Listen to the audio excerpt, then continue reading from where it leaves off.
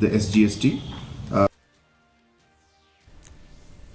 The budget estimates of the Khasi Hills Autonomous District Council for the year 2024-2025 were passed today on the second day of the budget session of the council.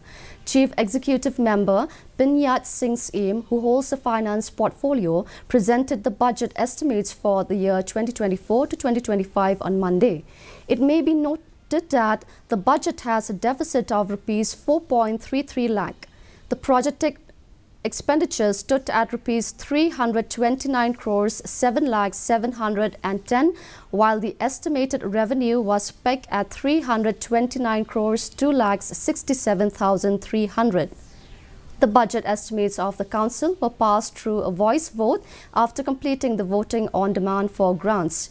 The main revenue generated by the departments include land revenue, forest, markets, trade, besides taxes on motor vehicles, taxes on professions, royalty on major and minor minerals and others.